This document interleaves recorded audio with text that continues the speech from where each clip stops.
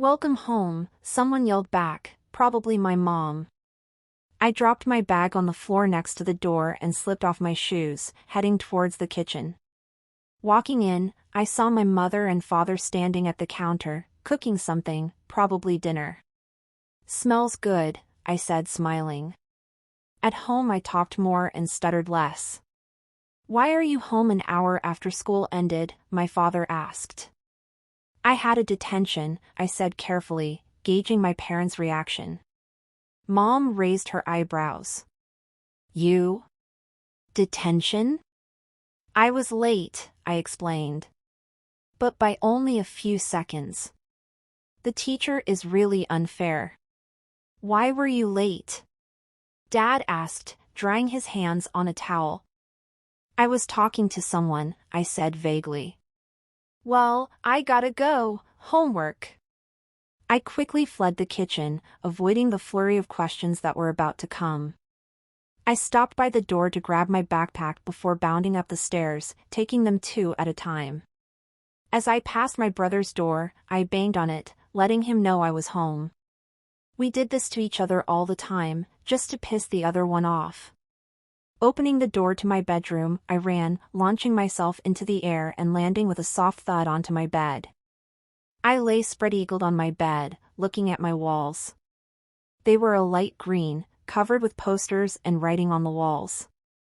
I had posters of my favorite bands, animals, and some were just pictures of me with my family. My comforter was a mixture of colors, with the same light green on my walls mixed in.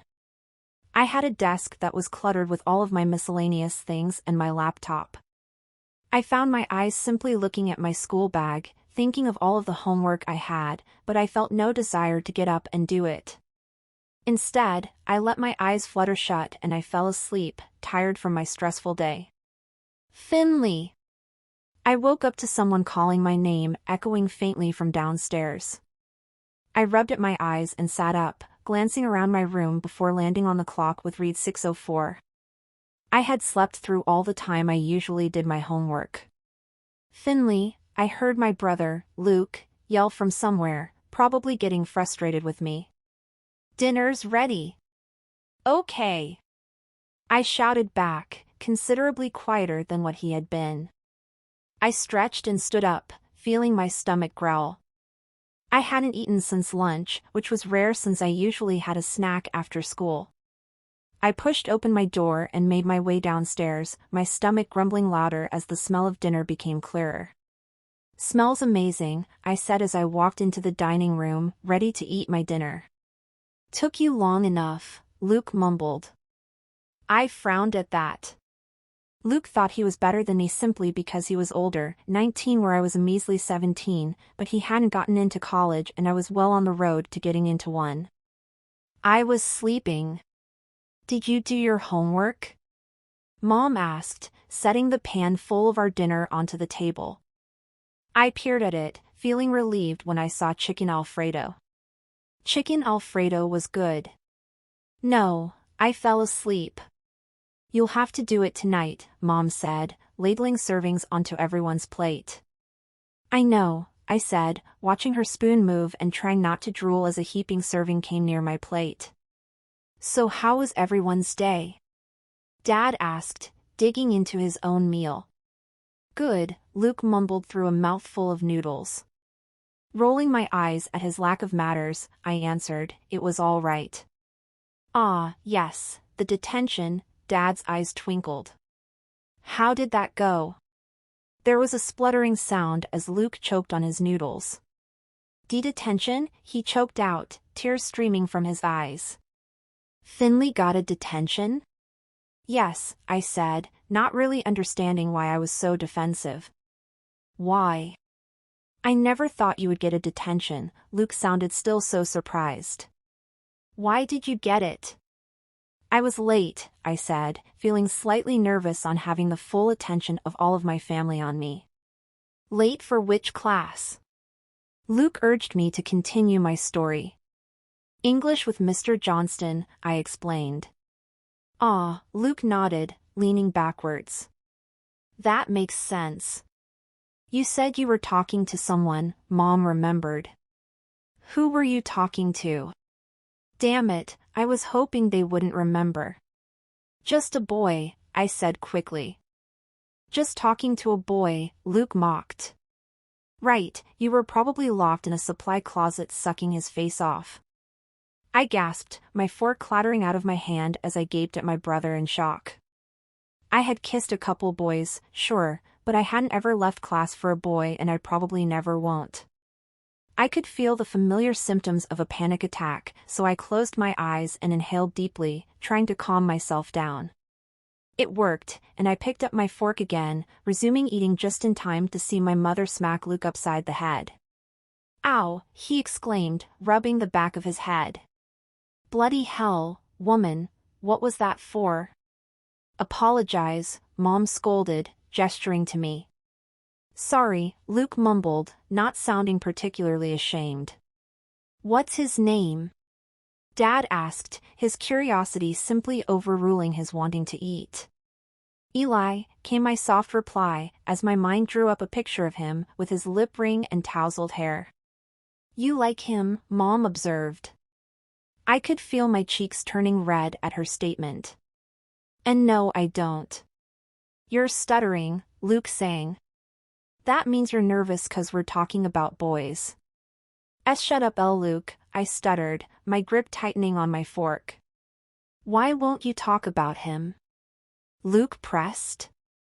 Is he ugly? A nerd?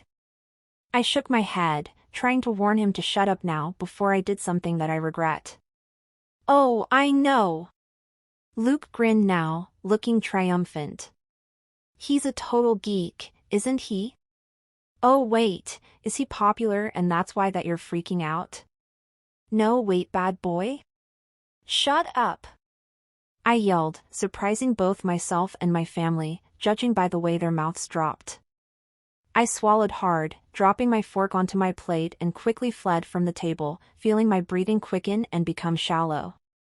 I barely made it up the stairs before my legs gave out and I collapsed, sinking against the wall and shaking. I could feel tears being forced from my eyes as I tried to regain my breath. It had been a long time since I'd stuttered at home, even longer since I'd had a panic attack. I don't know what about Luke bothering me had provoked it, but he had been the cause of the majority of my panic attacks at home, considering he was the annoying older brother that simply loved to tease me. I gaped for air, momentarily not breathing for about 10 seconds. More tears leaked from my eyes as I tried and failed to bring oxygen into my lungs. Not for the first time, I wish I had an oxygen machine to make me breathe, to help me breathe. Inhaling sharply, I almost sighed in relief when I could actually get air to my lungs. After another couple's minutes of painfully sucking in air, I finally calmed down enough to wipe my tears off. I sniffled, trying to dry my face off, but I only smeared my tears across my face, leaving me a memory of the pain I had just endured. Finley, a quiet voice asked. I looked over to see Luke standing at the top of the stairs, looking guilty and cautious, as if he was concerned I was going to start screaming at him again. What, Luke? I sighed, in a mood as I always was after my attacks. He came to sit next to me and we sat in silence at the top of the stairs, in total darkness. I'm sorry, he apologized. I glanced at him. Did Mom make you say that? Luke laughed a little, before pushing his hair off his forehead. No, she didn't. She was pretty pissed, but she didn't make me come. Oh, I said, feeling a little foolish. I'm sorry, though, Luke swallowed, not used to apologizing.